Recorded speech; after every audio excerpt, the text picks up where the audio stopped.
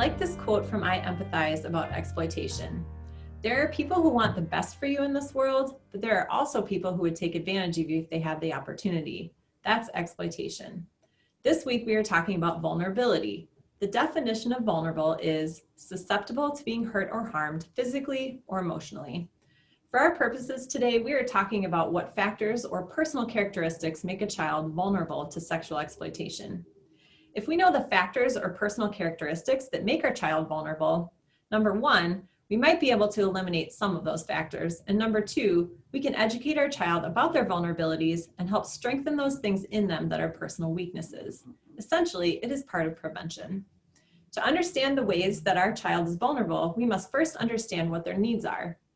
Last week, Kat referenced Maslow's hierarchy of needs, a pyramid that shows 5 different levels or tiers of needs that all humans have. If I asked you what the 3 basic needs are, you would probably say food, clothing, and shelter. These are the basic physical needs to which I would add sleep. But what about our psychological needs? The pyramid lists psychological needs as safety, security, friends, intimate relationships, a feeling of accomplishment, and needs of self-fulfillment, such as personal achievement to their full potential. One major vulnerability that all children have is their young age.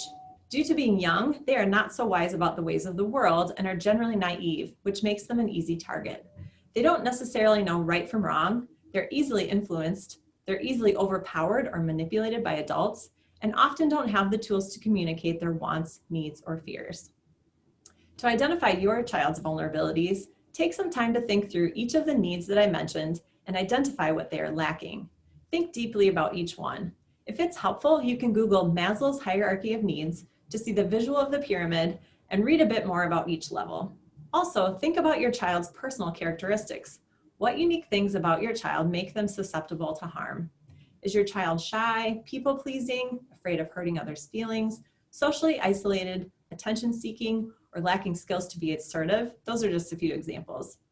Being aware of your child's vulnerabilities is the first step in addressing those areas of weakness. So action steps for this week. Number 1, take some time to look through Maslow's hierarchy of needs and identify any needs that your child currently has. Number 2, think through your child's personal characteristics and identify any weaknesses. And number 3, pick one thing from those exercises to address this week. Start with the most urgent or basic need first. And number 4, as always, remember to take one step at a time. You can do it.